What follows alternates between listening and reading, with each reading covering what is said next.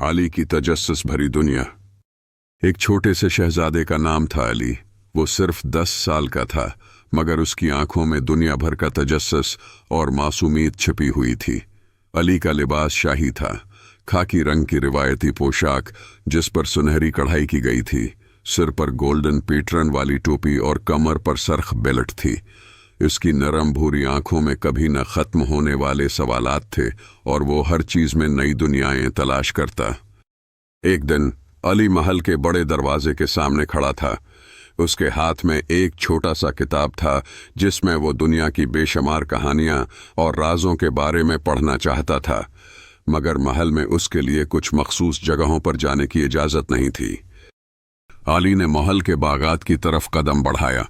बागात में रंगीन फूल खुले हुए थे और दरख्तों के नीचे छोटे छोटे पत्थर बखरे हुए थे। वो उन पत्थरों को देखते हुए कभी उनमें छिपे हुए खजाने के बारे में सोचता, कभी दरख्तों की शाखों में कहीं खो जाने का ख्वाब देखता।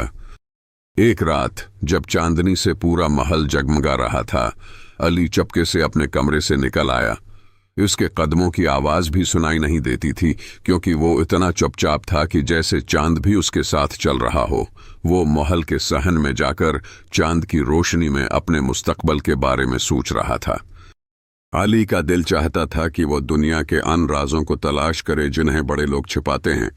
इसका तजस्सुस कभी नहीं थमता था और उसके सवालों का कोई अख्तिताम नहीं था। वो जानता था कि उसकी मुस्कुराहट, मासूमियत और जहानत एक दिन उसे दुनिया के सबसे बड़े हुक्मरान बना देगी।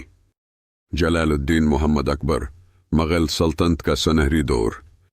जलालुद्दीन मोहम्मद अकबर मुगल सल्तनत के तीसरे शहंशाह 15 अक्टूबर 1542 को उमरकोट, मौजूदा पाकिस्तान में पैदा हुए।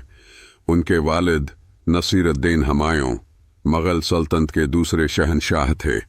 हुमायूं की वफात के बाद अकबर ने सिर्फ 13 साल की उम्र में 11 फरवरी 1586 को तख्त संभाला।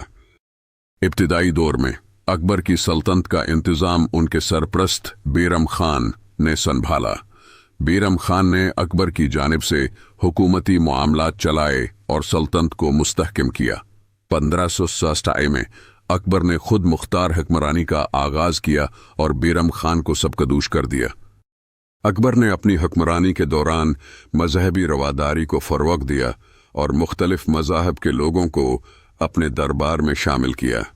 उन्होंने दीन-ए-अलही के नाम से एक नया मजहबी फ़लसफ़ा मुतारफ़ करवाया, जिसका मकसद मुख्तलिफ मज़ाहब के दरमियान हम आहंगी पैदा करना था। अकबर ने सल्तनत की तोसिया के लिए मुतअद्दिद फौजी महमातकें और राजपूत रियासतों के साथ इत्तेहाद कायम किया।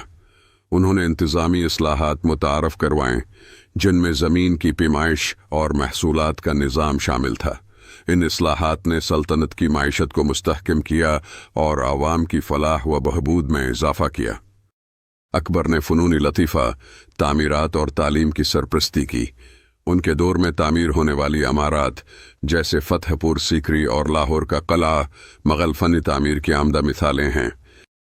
1605 में अकबर की वफ़ात के बाद उनके बेटे नूरुद्दीन मोहम्मद सुलेम, जो जहांगीर के नाम से मशहूर हुए, ने तख्त संभाला।